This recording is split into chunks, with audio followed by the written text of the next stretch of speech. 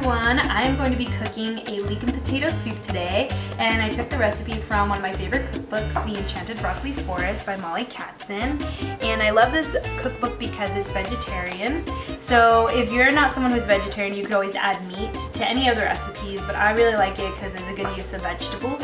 And it's very creative, from a lot of different cultural recipes to using some things with dairy. Some recipes are not with dairy, so I really like it.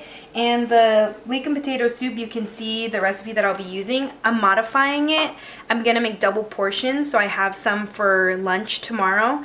And I'm switching out leeks because today I couldn't find any. So what I'm gonna do is I'm gonna use half onion and then half green onion. So when it comes to recipes, if they don't have the ingredient that you need, try and think about what that ingredient does for your dish. So in our case, the leeks are going to provide that onion flavor, and you cut them into medium chunks so that way they last longer when you saute and boil them.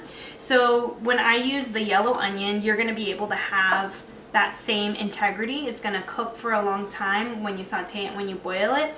The green onions, however, may not last as long, so you may put this midway into the sauteing process or midway into the boiling process. Totally up to you. I wanted to try something new, and I really like that because it's still going to get the job done.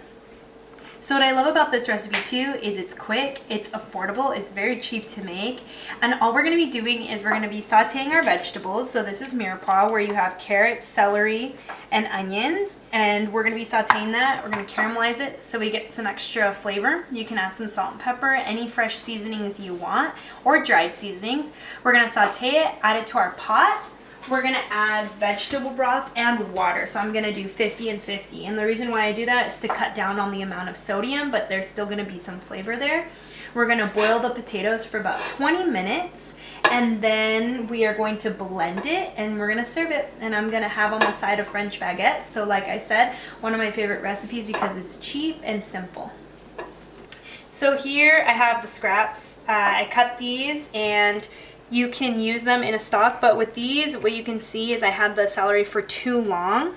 So what I did was I just ended up getting rid of them. So they're not useful in a stock right now, but in future, if you had those end pieces and you didn't know what to do with them, then you could use them in a stock, or you could compost them.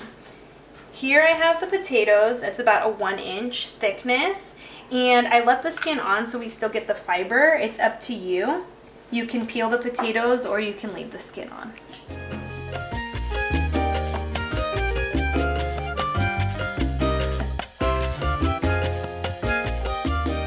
Alright, so this is what the pureed finished product will look like.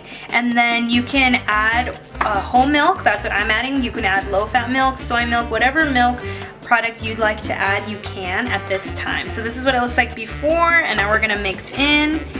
The original recipe calls for 1 cup, and I doubled the recipe, so I'm putting in 2 cups. So this component is going to make it creamier because it's whole milk. It's got fat, so it's going to be more savory as well.